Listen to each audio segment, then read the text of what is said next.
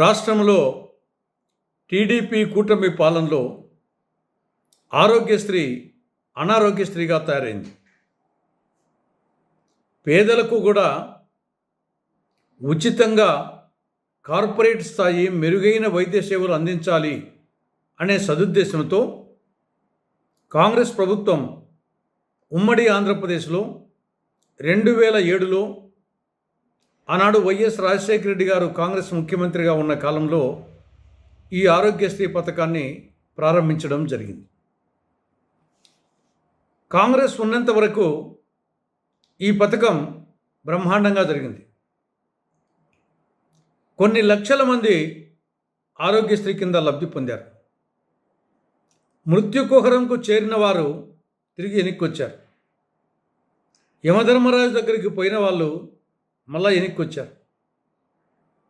కొన్ని లక్షల మందికి ఆరోగ్యశ్రీ కాంగ్రెస్ పాలనలో పునర్జన్మ ఇచ్చింది.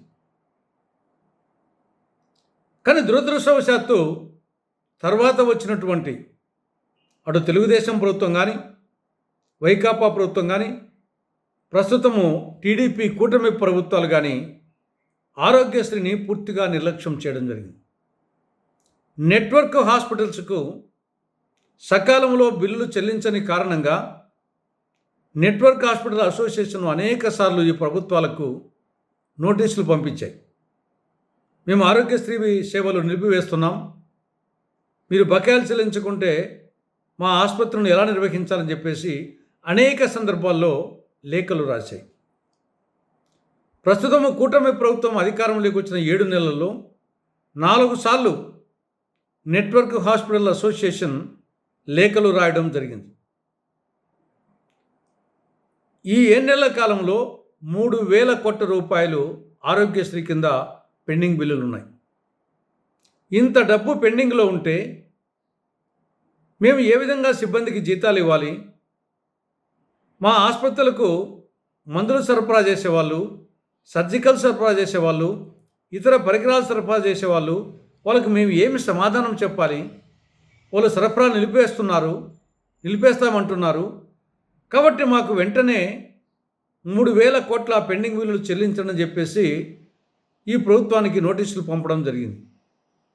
కానీ ప్రభుత్వానికి చీమకుట్టినట్టు కూడా లేదు.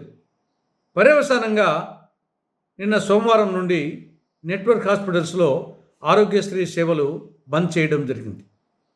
పర్యవసానంగా పేదలు, మధ్యతరగతి ప్రజలు డబ్బు కట్టే స్తోమత లేక తీవ్రమైన జబ్బులతో ఉండేవాళ్ళు వాళ్ళు చావు బతుకులతో కొట్టుమిట్టాడుతున్నారు.